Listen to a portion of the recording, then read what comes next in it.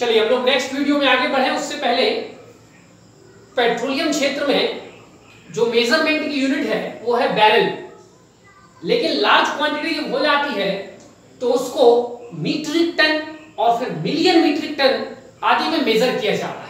तो हम लोग पहले समझ लेते हैं कि 1 बैरल इज इक्वल टू होता है 159 लीटर, और अगर इसी को हमें मीट्रिक टन में कन्वर्ट करना है तो ये होता है 0.1364 मीट्रिक टन, यानी 1 barrel is equal to 0.1364 metric tonne या 1 बैरल इक्वल टू 159 लीटर।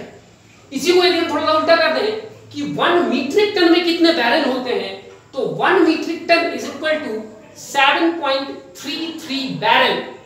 अब अगर हम 7.33 बैरल में 159 लीटर का गुना कर देंगे तो हमें पता चल जाएगा कि 1 मीट्रिक टन में कितने लीटर क्रूड पेट्रोल आता है। अब हम करके देख सकते हैं। तो अगर इंडिया लगभग 260 metric tonne million metric tonne साल भर में खपत करता है तो अब आप उसको लीटर में आसानी से कन्वर्ट करके जानकारी ले सकते हैं।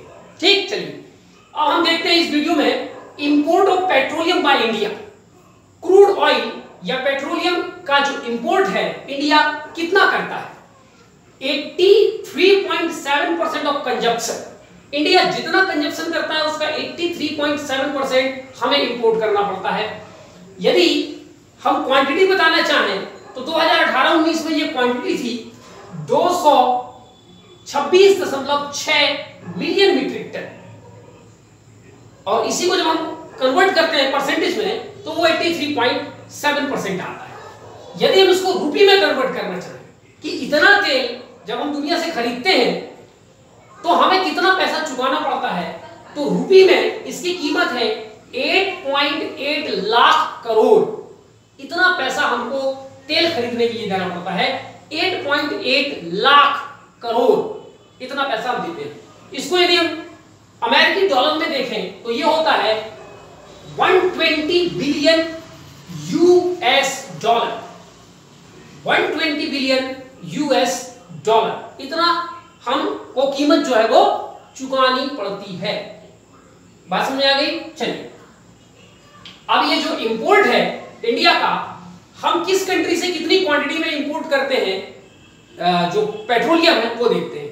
तो हमारा जितना इंपोर्ट है उसका 21% हम इराक से इंपोर्ट करते हैं, यानी for us Iraq is the largest exporter of crude oil. Is it clear? Iraq हमें एक्सपोर्ट करना है और हमारे लिए इराक एक्सपोर्ट करना है। ठीक है, तो हमारा जो इंपोर्ट है वो इराक माने हम खरीदते हैं तो इराक हमारे लिए इंपोर्टर है और इराक के लिए इंडिया एक्सपोर्टर है।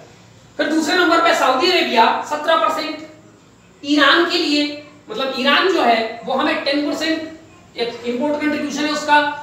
चौथे नंबर पे नाइजीरिया 8.1% और पांचवें नंबर पर वेनेजुएला 8%। तो these are the top 5 countries from which India takes petroleum और दैट इज क्रूड ऑयल।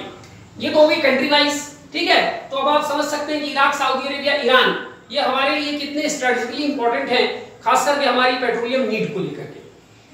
ठीक है, अब हम देखते हैं यहां तक पेट्रोलियम की बात कंप्लीट हो गई। अब कुछ और जानकारी हम लोग देखते हैं कि ओपेक एक इंटरनेशनल ऑर्गेनाइजेशन है, ओपीईसी ओपेक, जिसका फुल फॉर्म है oil producing and exporting countries. ठीक है, oil producing and exporting countries. इसकी स्थापना 1960 में की गई थी बगदाद कॉन्फ्रेंस के द्वारा, और यह बगदाद कॉन्फ्रेंस को ऑर्गेनाइज किया था 5 मेंबर्स ने, Iran, Iraq, Kuwait, Saudi Arabia और वेनेजुएला। इन्हीं पांचों ने डिसीजन लिया कि एक ऐसा इंटरनेशनल प्लेटफॉर्म होना चाहिए, एक इंटरनेशनल ऑर्गेनाइजेशन होना चाहिए जो पूरी दुनिया में जो पेट्रोलियम है उसके प्रोडक्शन और उसके एक्सपोर्ट पर कंट्रोल कर सके। इसी भावना के साथ ओपेक की स्थापना 1960 में की गई। वर्तमान में इसके 13 मेंबर हैं, जिसमें से ये जो 5 हैं ये फाउंडिंग मेंबर हैं और बाकी 8 मेंबर इसमें और समय समय पर जुड़ते रहे हैं। तो बाकी वर्तमान में 13 मेंबर हैं, 5 ऊपर हो गए, फिर Algeria, Angola, Congo, Equatorial Guinea, Gabon, Libya, Nigeria, UAE. 13 member हो गए, 8 यहां 5 यहां। अब आपके लिए होमवर्क ये है कि आप घर में बैठ करके एक टेबल बनाइए कि इसमें कितने कंट्रीज अफ्रीका से हैं, कितने कंट्रीज साउथ अमेरिका से हैं, कितने नॉर्थ अमेरिका से, कितने एशिया से, एशिया में भी कितने साउथ एशिया से, कितने मिडिल एशिया से, ये तमाम बातें, ठीक है। आप लिस्ट बना करके इसको फिगर आउट कर लीजिएगा। इसका हेडक्वार्टर ऑस्ट्रिया, यूरोप की एक देश है ऑस्ट्रिया, ऑस्ट्रेलिया नहीं, ऑस्ट्रिया। उसकी क्या राजधानी है? वियना, यहां पर इसका हेडक्वार्टर है। अब ये है ओपेक के बारे में इतनी जानकारी आपको हो गई। अब ओपेक का कंट्रीब्यूशन क्या है पेट्रोलियम, क्रूड पेट्रोलियम को लेकर के?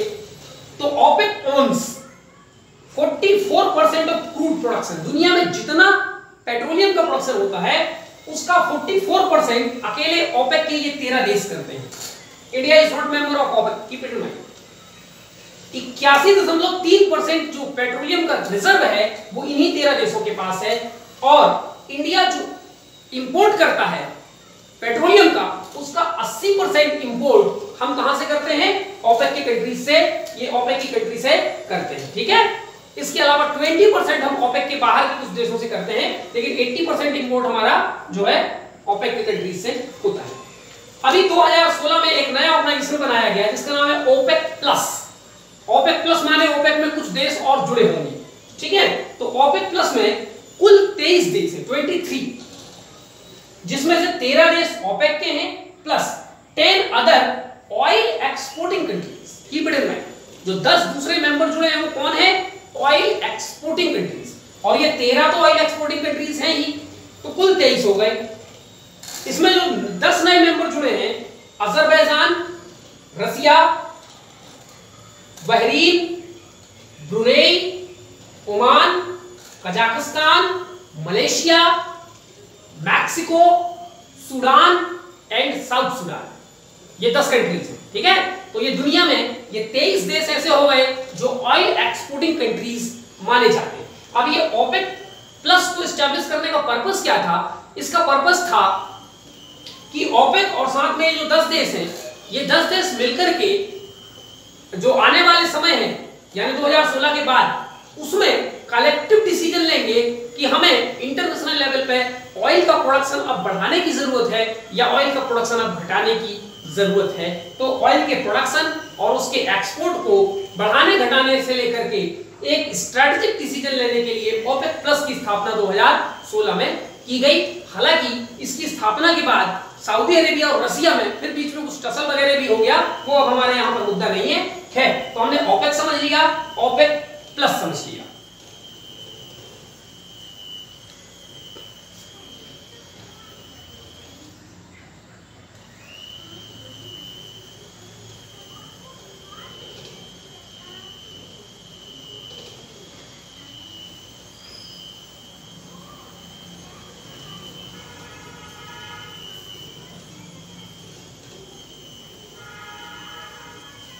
ये है साउथ सूडान। तो पहले सूडान एक देश था, बाद में सूडान और साउथ सूडान 2 भागों में बढ़ गए, ठीक है। फॉर्मर मेंबर्स ऑफ ओपेक, 3 ऐसे देश हैं जो कभी ओपेक के मेंबर हुआ करते थे, आज नहीं है, ठीक है। अभी 2019 में कुछ ने 2020 में उसकी मेंबरशिप छोड़ दी है। इंडोनेशिया बहुत पहले छोड़ चुका था, कतर ने 2019 में छोड़ा है, इक्वाडोर ने 2020 में छोड़ा है, ठीक है। तो Indonesia was the only South Asian countries to be member of OPEC, अब तो वो भी नहीं रहा, ठीक है। तो दक्षिण एशिया से एकमात्र देश जो ओपेक का मेंबर था वो इंडोनेशिया था, अब उसने छोड़ दिया है। कतर ने भी छोड़ दिया, इक्वाडोर ने भी छोड़ दिया, ठीक है। अब हम उसके डिप्लोमेसी में नहीं जाएंगे क्यों छोड़ दिया। तो यहां तक हम लोगों ने ओपेक और ओपेक प्लस के बारे में बात कर दी। अब हम यहाँ एक और इंपॉर्टेंट चैप्टर है पेट्रोलियम प्राइस बेंचमार्क। बेंचमार्क का मतलब होता है कोई ऐसा पड़ाव, कोई ऐसा पर्टिकुलर पॉइंट जिसको ध्यान में रख करके किसी चीज का प्राइस तय किया जाता है, ठीक है। जैसे अभी लॉकडाउन लगा था तो लॉकडाउन में कुछ चीजें महंगी हो गई थी, तो यानी उन चीजों का बेंचमार्क क्या था? Demand and supply. तो जनरली जो डिमांड एंड सप्लाई होता है वो बेंचमार्क होता है, उसी के आधार पर तय होता है कि इस वस्तु की कीमत या प्राइस कितनी होगी। इसी प्रकार जो क्रूड पेट्रोल है, मतलब पेट्रोलियम है, क्रूड ऑयल, उसका भी बेंचमार्क प्राइस दुनिया में अलग जनरली दुनिया में दो इंपॉर्टेंट बेंचमार्क हैं जिसका उपयोग किया जाता है। आइए हम पहले बेंचमार्क को समझते हैं। पहले बेंचमार्क का नाम है वेस्ट टेक्सास इंटरमीडिएट, WTI।